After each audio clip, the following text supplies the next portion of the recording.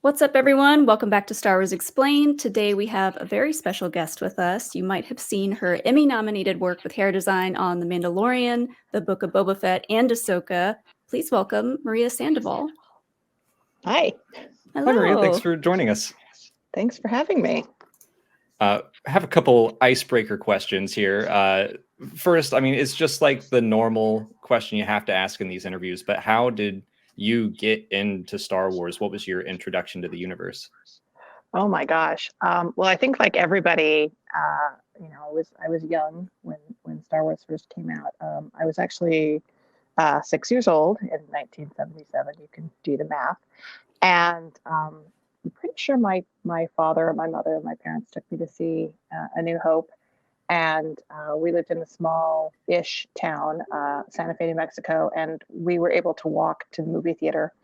And my sister and my sister was only 18 months older than I, decided that that is what we were going to do for the rest of the summer. And we proceeded to walk to the movie theater 14 times by ourselves at the ages of 6 and 8 to see that movie repeatedly over the course of that summer.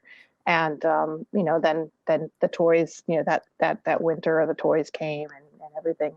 It was something that we shared, especially with our father. It was just a love that we all had. I think my mother not so much, but it was definitely something that we all shared a passion for. Oh yeah, definitely. So Star Wars has so many like super iconic hairstyles within the fandom. Were there any that specifically inspired you to get into this kind of work? Well, I didn't go into doing hair necessarily specifically to get into film and television. I went into cosmetology as a line of work, basically to get out of having to finish high school full time. Smart.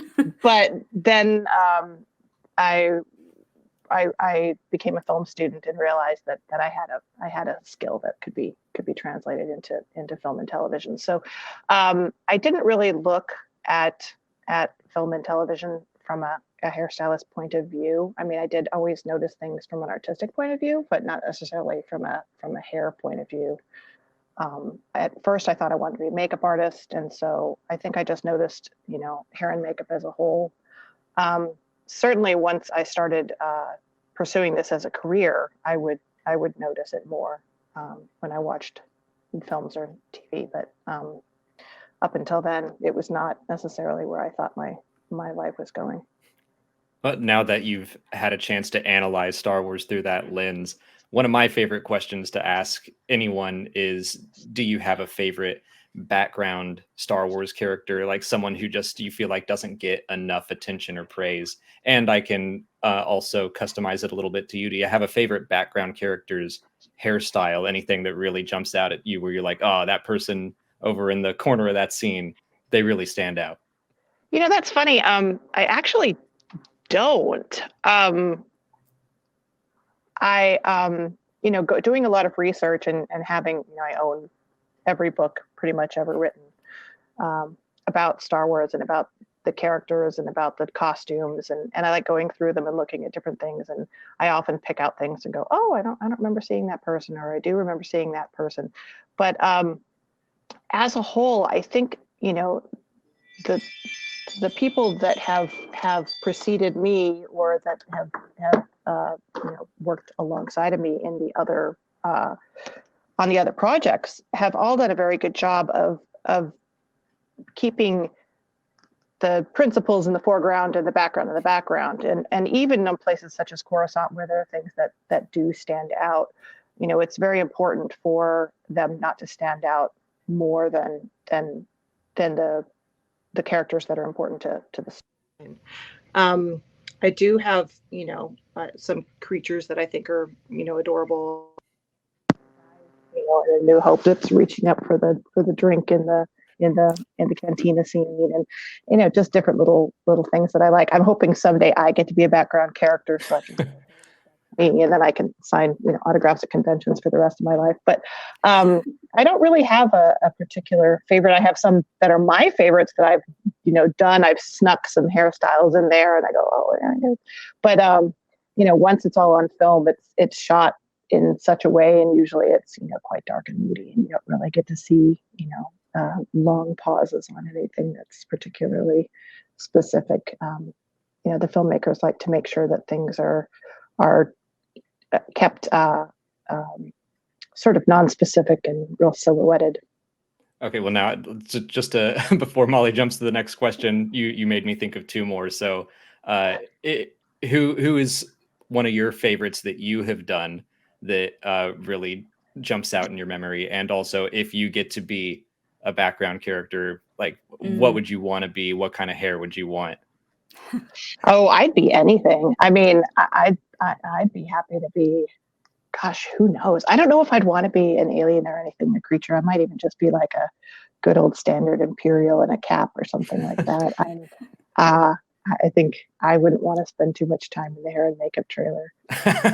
That's fair. Yeah. I think some of my favorites, particularly in The Mandalorian season 3, wasn't a background character, but I was really, really pleased with some of the work we did.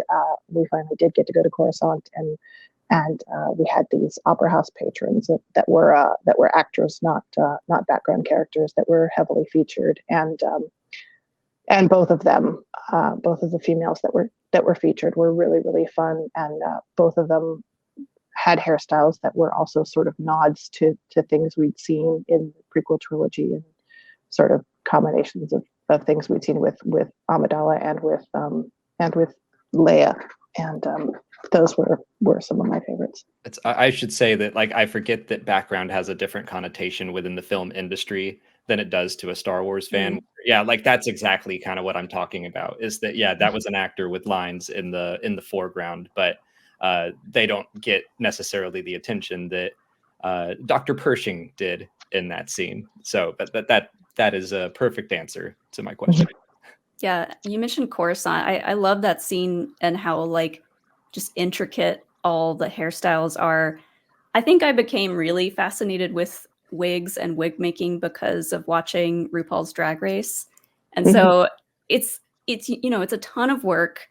And I looked through your Instagram and I saw all the different kinds of wigs that you've worked on, and it's really inspiring to see. Is there like a secret to making a wig look authentic to you?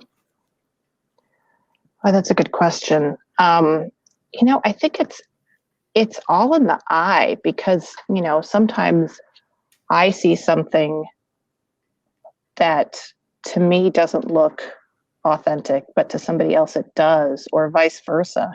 I could do something and think it looks great on camera, and then somebody else can be like, "Wow, that looks like a wig." I think it's like art. It's kind of a little subjective, but I think it's all about fit and shape. You have to have a good foundation. I recently went to London and learned how to actually make wigs. I'd never learned from the ground up what goes into creating an actual foundation of a wig and ventilating a wig. And it is really important that it is made specifically to fit someone's head shape. And if it's not made correctly, then there's tricks you can do to make things look good. But it's like the difference between a television actor in a $10,000 lace wig that's been properly fitted and made from scratch, and then a cosplayer and a $20 wig from Amazon. You can definitely see where the love and care was put into it. What kind of considerations do you have to take into account when you are working with so many characters that have helmets that come off and on? You've got Bo-Katan, you've got Sabine, and they're constantly swapping out headgear. So what is that like to work on, and who has the worst helmet hair? Well, nobody has helmet hair in Star Wars. I don't know if you've noticed, but when they take their helmets off, their hair is always perfect. And that's thanks to you, and we appreciate. Well, that's actually thanks to the animation. I just took a cue from what we'd seen in animation, and no one had ever drawn anybody with horrible helmet hair. They never took off their helmet and had crazy hair sticking out. Nor would that really serve the story. I mean, if you're watching a television show and someone takes off their helmet and all of a sudden their hair is sticking out, for the rest of the scene, you'd be constantly looking at their hair sticking out, and it would be distracting. So we sort of took some creative liberties with that and decided that nobody ever has helmet hair. It's always perfect. And also, no one's hair ever shows underneath their helmets. I don't know if you've noticed that, but when they put their helmet on, their hair miraculously completely disappears. I love that answer because Star Wars is a universe that takes creative liberties. It reminds me of the other like biggest Lucasfilm property, Indiana Jones, when they were designing the sound. I believe Ben Burtt asked Steven Spielberg, "Is this the type of show where like the hero gets hit and his hat stays on, or does it fall off?" And they're like, "His hat stays on all the time." Like, totally. Got it. Yeah. And unless it serves the story for Right. it to fall off. Yeah. When his hat flies off in Last Crusade, it's like, oh, that's a big deal. I mean, there's got to be 20 minutes of footage somewhere of me, creeping in, brushing Katie's hair, and then creeping back out. So you mentioned bringing animated characters into live action. We've got so many characters now in Star Wars that have made that transition. And Sabine is really a big fan favorite character. And a lot of her fans are very obsessive about her hair. Which hair color do they love the best? Do they like longer hair? Do they like the shorter hair? Before we get into the character of Sabine in the show of Ahsoka, do you have a favorite Sabine hair look? Oh, I have so many favorite Sabine hair looks. I think one of my favorites is when it's sort of a combination of white and teal. It's kind of got a white to teal sort of ombre effect going on, with even like a little bit of a mustard kind of color going on in there. There was some really, really fun things that happened with her hair in animation, and some of them could be quite challenging to actually bring to life in the future. I don't know if it's ever going to happen, but I sometimes lie awake thinking about it. Yeah, I imagine doing an ombre look from like bright white or silver to teal would pose some issues of those little in between colors. Well, yes. Also, the fact that if you ever were to wash that wig or hairpiece, it would probably all turn bright blue. Yeah, and just thinking to myself, like, what does she use to dye her hair, and how does she keep it so white? And just thinking to myself, what kind of space dyes does she use? And does she just crush up bugs, or like I have to love imagine hearing Star stuff Wars. like that. Yeah. Like that's something that would never enter my mind. So just seeing how other fans with their own real life expertise will bring in their own questions. Oh my God, so fascinating. Yeah. I have to imagine Star Wars has a Sally's Beauty Supply around some corner, and that's where people are getting their hair and makeup stuff. I hope so. I mean, they have braiding droids. We've already figured that one out. So. What is kind of the process of bringing a character into live action that was first in animation? Will you all sit down and watch an episode, or just go through looks? Or I'm just curious how someone goes from being animated to being realized on the small screen. Well, first and foremost, it starts with the filmmakers. I mean, it's all up to Dave Filoni and what he wants to see and how he wants this character to translate into live action, because there's so many ways in which the character could be interpreted, and he has a vision because he's chosen the actor. He's wrote the script. He knows where the story is going to go in the future, so he has all the answers, which is lovely because we've got him right there, and we can ask him everything we need to know. So it's just kind of a matter of trying to pick his brain as much as possible, and have a little bit of ESP and try to be a few steps ahead so that you have all the answers. It was specifically written that her hair started out long and that it started out in the actual shades that it became, and that it was cut and that it became the color it became. So it was all there on the page for me. I didn't have to make any of that up. It was just a matter of refining the palette and figuring out how it was going to happen, and making it look believable. And we went through, there was I think 2 or 3 weeks of just swatching out hair colors. We went through every fashion color on the market, and we also used fabric dyes to come up with some of these hair colors. And then in the end, presented them to Dave, and then we showed them the stagecraft to see if they would reflect in the LED screens, and decided on some colors, and went from there, and had our wig makers come up with the wigs, and then had some sessions with myself and the actress, and cutting the wigs and making sure she's comfortable with the final looks, and making sure the filmmakers were comfortable, and coming up with what everybody felt was correct for the character. That scene of Sabine cutting her hair is a pretty important one. Had you seen any of Star Wars Rebels before this, and did you make any connections to the scene of Kanan kind of doing the same, cutting his hair? Oh, I'd watched Rebels multiple times. I mean, before I even got the job, I'd watched Rebels multiple times. But then I watched it, again and again and again. My daughter, I remember at one point, 7 years old, walked in the room. "What are you doing?" Research, Mom. Mom's very busy working. Okay.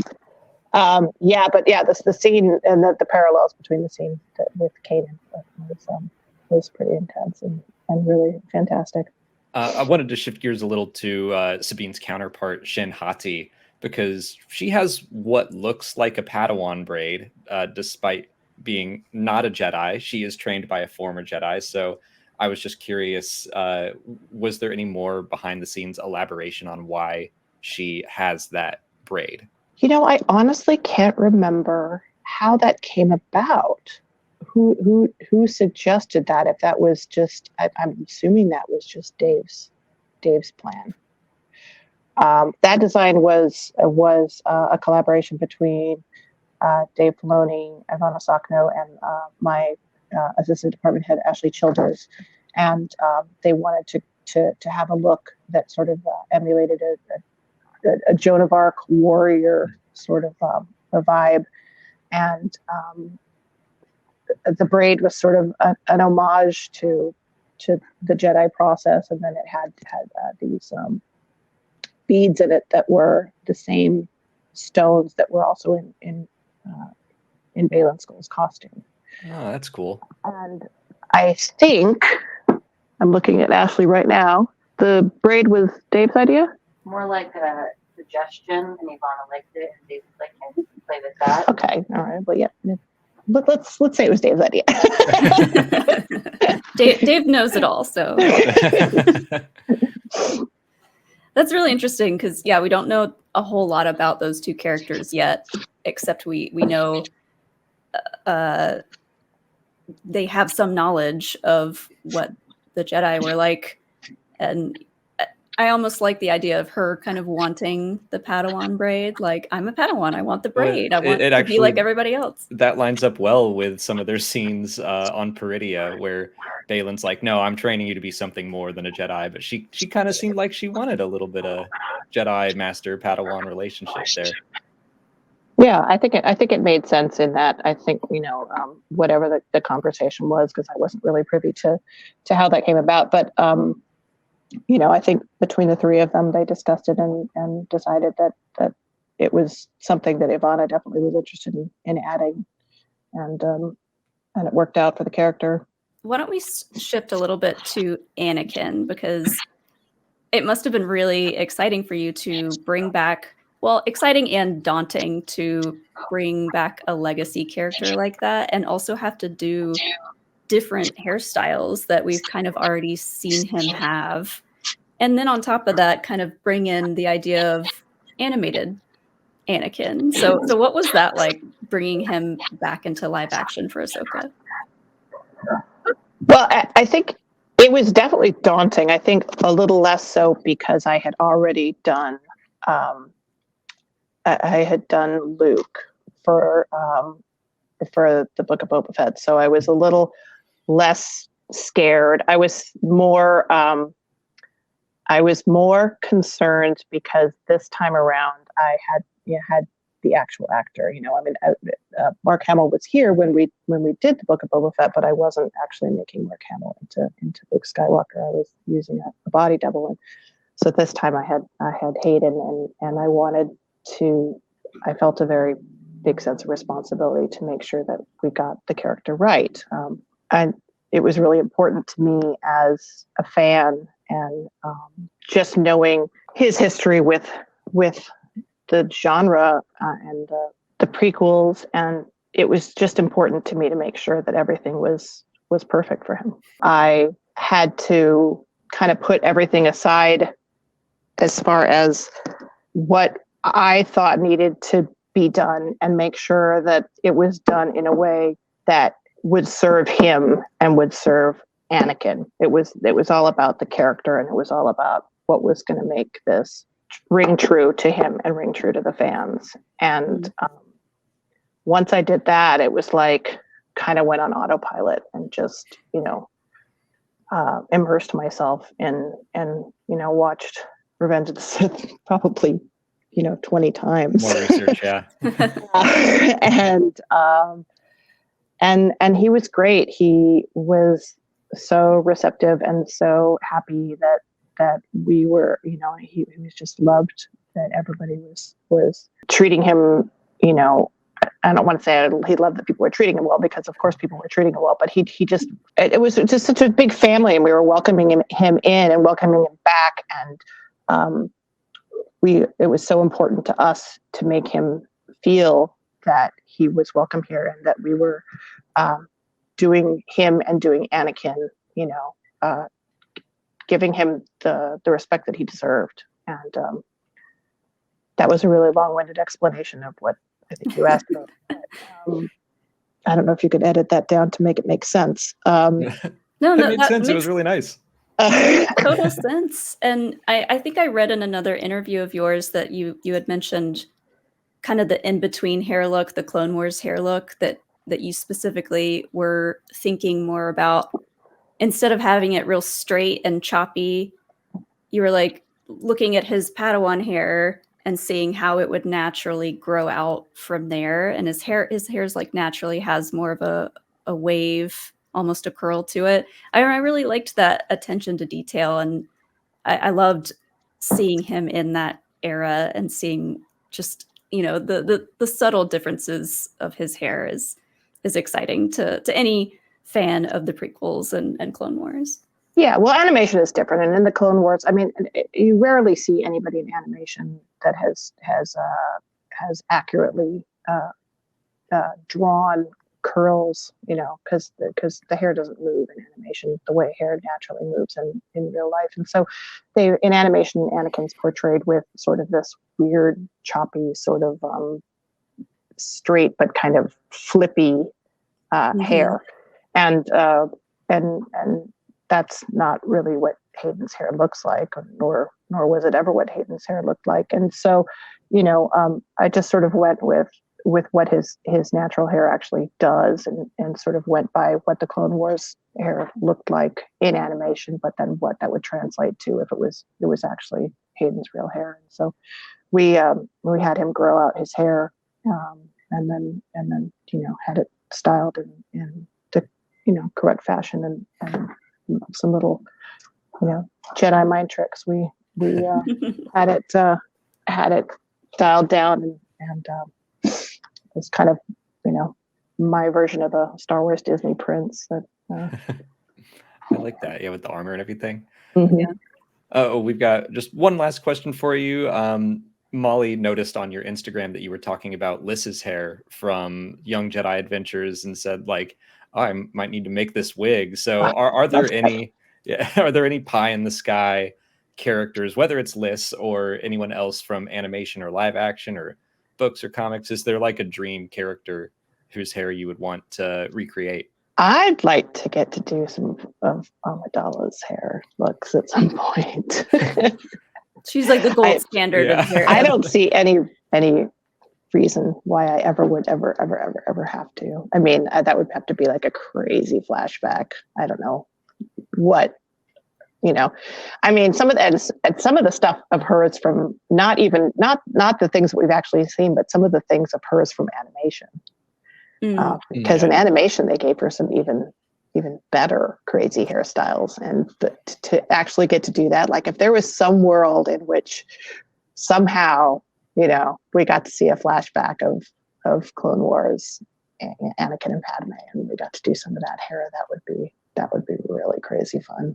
Well, thank you again, Maria, for taking some time out of your day to talk with us. We are very excited to see what you're working on next, and good luck with the coming Emmy nominations. So we've really enjoyed your work. I really enjoyed this talk. Like, I'm so much more of like a lore person, and Molly put together a bunch of great questions that I was like, oh, these are really good questions, and this was great. So thank you. I appreciate it. It was great talking to you guys. Yeah, I think a lot of times, especially when award season comes up, a lot of the historical period piece TV shows and movies will often get picked over something like this, which is more of a sci-fi fantasy adaptation, more character designs. So I really have to applaud all the work that you and the whole team do on these shows, because it really makes everything feel a lot more immersive and real, and kind of like brings the galaxy to life. Thanks. Unfortunately, we're still pitted against the period shows, which is quite honestly ludicrous, because there's no reason we should be in the same category. But it is what it is. We're rooting for you. Yeah. Thank you so much. Well, thank you again, Maria. Thank you all for watching or listening along, and may the Force be with you.